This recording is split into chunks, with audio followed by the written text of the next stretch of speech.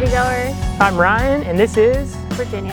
And today we're in Southport, North Carolina, and we are visiting all the locations from I Know What You Did Last Summer, at least the ones filmed here. We're also going to hit some other spots too. The one in Burgaw, which would be Shiver's, which is actually Harold's department store, and then we're also going to go to Duke for some shots there. So let's go ahead and jump into the locations from I Know What You Did Last Summer.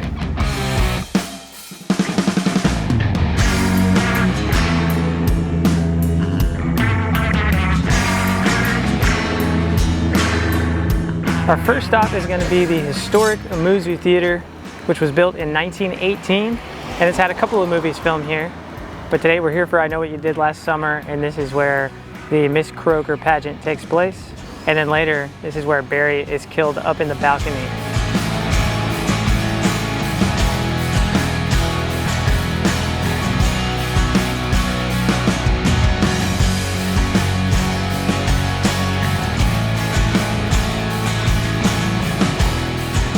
We're standing in the middle of Yacht Basin Drive in Southport, and three major scenes happen here. We're going to break them all down real quick. Part one from Yacht Basin Drive is the 4th of July beach party. And I have to say, I'm not 100% sure this is the correct location. I've got from multiple sources that this is, but you know, they could all be using the same source. So it's not 100% guaranteed, but it seems to be that it was this area where all that happened. And this is where the oyster bar would have been, where these tall and skinny beach rentals are. I think this building could have been visible before that American Fish Company addition was added onto it. It could be wishful thinking, but they were partying out on the beach, and there is a portion of beach over here. Part two, or the second big scene to happen in this area, is the Fishy Fishy Cafe, which is actually Southport Muscle, a gym in the movie, and we see Barry drive up just like that car, but he parks right here. And we do get one more closer shot of the exterior of the gym. I don't know if it was a gym at one time or if it was a restaurant and they just dressed it up, but you'll notice they put this canopy over. So the car's in reverse and it goes all the way back there to about here, starts coming forward. He runs over into this gravel area. Now these two buildings, I can't tell if they're the same one. They're arranged exactly the same and they're in the exact same spot, but if they are, they've been altered because this side of the roof on this little building has been extended and this one on the bigger one has been shortened. And then somewhere in this area, the car drives him through the wall and then he is put in the hospital. Okay, and the third big scene that happens here is the parade, and they go in this direction down the street, trying to find the man in the slicker. There's a bunch of them that all look the same, but I will show you where the real one was and where the old man was. Helen thinks she sees the man in the slicker, or the correct one, and Barry goes and runs after him. Problem is, there's a bunch of people dressed in slickers, and he tackles the old guy who's just freaked out. And I was around here, but you can't get back on these docks, they're all private property. And when the float gets down to the end of Yacht Basin Drive, she looks up and notices the real man in the slicker, or the real killer, up there on the corner of that building. Somehow every video we have a new animal pop up.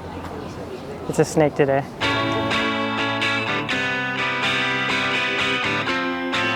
All right, now we're standing on the beautiful campus of Duke University in Durham, North Carolina, matching up a few, what I'm guessing is probably second unit establishing shots that were taken here to stand in for Julie's school in the movie. I thought I was being smart by coming here. It's the fall semester, so I thought Saturday would be the best. Duke's got an away game. They're at UVA this weekend, but I think they're doing some kind of prospective student thing or parents weekend or something like that. So lots of crowds here, but anyways, this building right here was Julie's dorm in I Know What You Did Last Summer. And all the buildings that were shot here are all in that same cluster. They're by the big chapel that Duke is famous for. And thanks to the two guys that helped me find this, I was walking around for probably 25 minutes trying to find this vantage point because I assumed it was right there in the middle. But they told me, that looks like Old Chem, and sent me in this direction, and they were right. So I don't know if this building is named after an old woman named Kim, or if it's just their old chemistry building. I think it's probably the second. So my education wasn't as good as I would have gotten here at Duke, but I took a 3-week geology class one time, and I can tell you that the Atlantic Ocean does not make the cliffs that you see in the scene where they actually hit the guy in the car. That was definitely a Pacific Ocean area that was shot on the West Coast. which is why we're not going there in this video. Now, let's get back to Southport.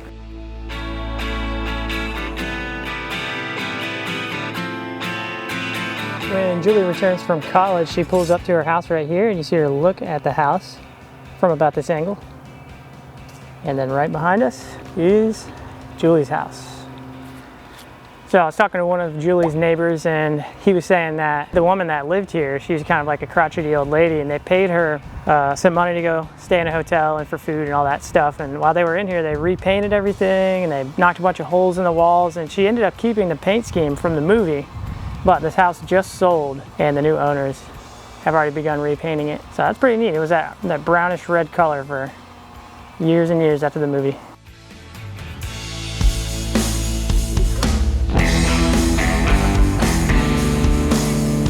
Here, I gotta give another shout out to Brian from Reel to Reel Locations. Without his blog, I would not have figured out this little trick where you can get the exact vantage point of Barry's house in the movie.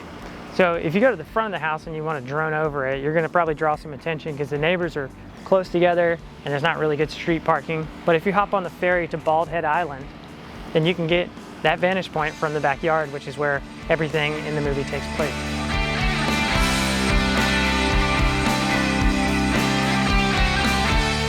Now we arrive at Missy's house, which you also recognize from The Conjuring. Definitely looks more like it did in The Conjuring. That's not a surprise. It was more recent of a movie, but it was more yellow brown color back in the 90s when they filmed here. Sarah Michelle Gellar and Jennifer Love-Hewitt would have parked somewhere over here. I don't know if that was actually shot here because it cuts, so there's no telling for sure. But they walk up this road, they go into the porch and they knock on the door.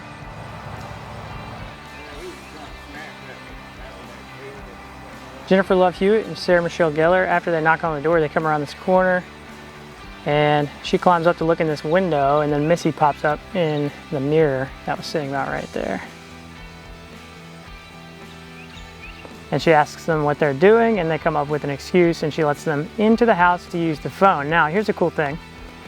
I attended an event here a year ago, and I was able to go into the house along with everyone else that attended that screening. They showed the movie plus The Conjuring in the backyard, and I have to tell you, that was an incredible way to experience those movies.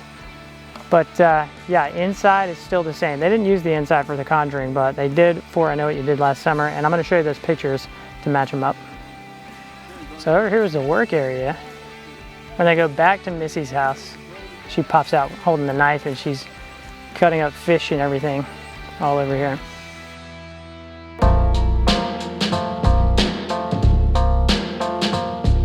Stop at this house, which is only a block away from the crabs in the trunk scene, which we'll get to later, but this is where Helen lived in the movie. We only see the outside of it a few times, quickly. It's mostly used for the interiors. This is the outside of Helen's house. Now there's lots of trees in front of it now, so it's almost useless to line this up, but there was another shot taken from here, a nighttime shot, where they pull up in front of the house. Sarah Michelle Gellar, queen of the 90s.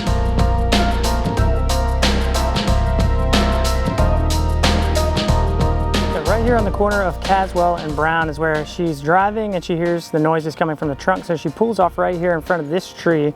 You notice the house in the background. It's got a major upgrade. But you recognize the tree here, although the angle is about closer to this. And then she runs off in this direction.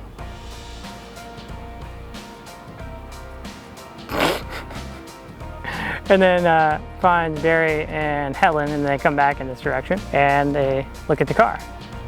Let's see what we can match up here. I was rewatching the scene just a second ago and noticed in the comments section that apparently a kid won a contest and got to direct this scene, and the "what are you waiting for" line, it happens right here. So she was parked right about there, and you can see the blue water tower in the background of the movie shot. The trees are in the way right now, but if I walk just right here, you can see it up there.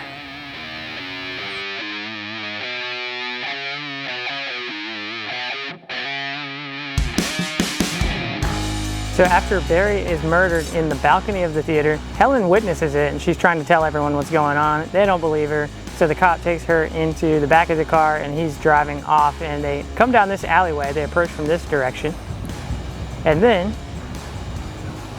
there is someone fixing their car. It's blocking this alley. So the cop gets out to try and help him, but it's actually the killer. So he gets murdered.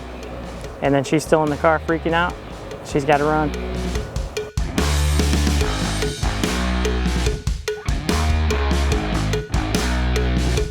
Harold's Department Store in Burgaw, North Carolina, about an hour away from Southport, a location used as the family-owned store owned by the Shivers.